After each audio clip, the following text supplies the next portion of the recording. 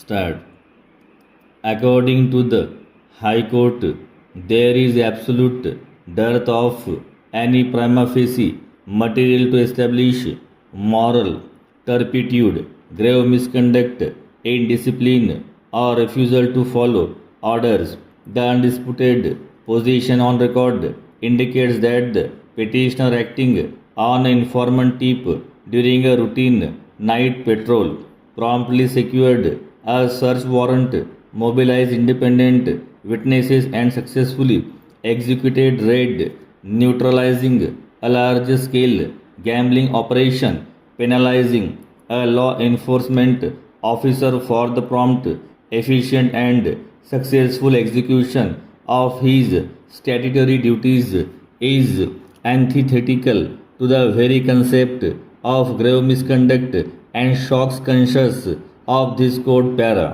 Furthermore, the sequence of undisputed events strongly militates against the respondents and points towards malice in law. The petitioner, despite facing immense external pressure to suppress the identity of the crime scene, being the private farmhouse of an IS officer, demonstrated unwavering integrity by ensuring the FIR reflected the true and correct facts para. The immediate issuance of the suspension order on the very next morning, coupled with the glaring non-application of mind evident in the simultaneous suspension of an ASI who was admittedly on sick leave, and the differential treatment made out to the SHO of Simrol police station under identical circumstances undeniably expose a pick and choose policy driven by a vindictive mindset rather than administrative exigency para.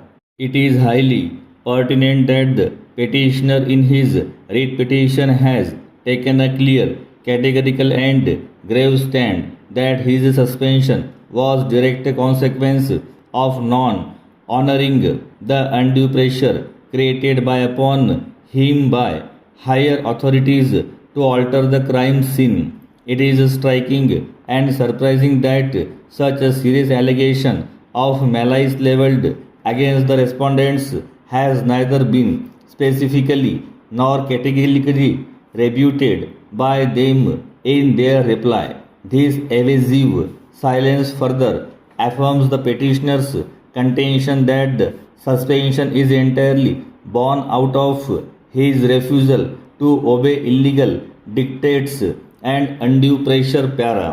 Further scrutinizing the preliminary inquiry conducted by the respondents, it is conspicuously devoid of the statements of any independent witness with regard to the circumstances warranting the suspension.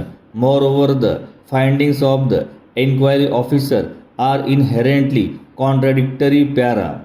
On the one hand, during the appreciation of facts, the officer observes that the petitioner is not directly liable, yet at the time of drawing the conclusion, he abruptly recommends that the petitioner is liable to be suspended para. It is also evident that the preliminary inquiry was heavily prejudiced by reliance on old case of alleged misconduct against the petitioner, which have absolutely no nexus with the present incident, no nexus, and legally ought not to have been considered for passing the impugned order para. The High Court has pointed out that availability of alternative remedy is not a rigid mandate of law.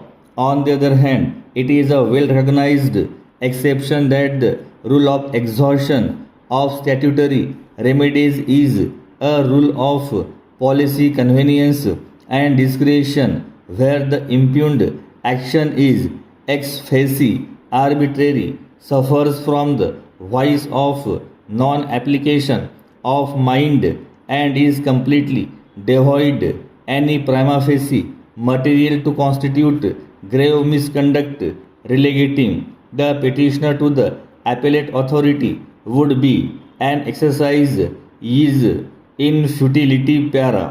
This is further substantiated by the retaliatory development that after filing of the present writ petition, the petitioner was transferred. Such a vindictive action clearly indicates that the statutory appeal would be entirely illusory, and the High Court does not find that appeal would be an efficacious remedy for the petitioner para. The High Court has allowed the writ petition. The impugned order of suspension stand quashed and set aside. All consequential actions arising therefrom have been quashed.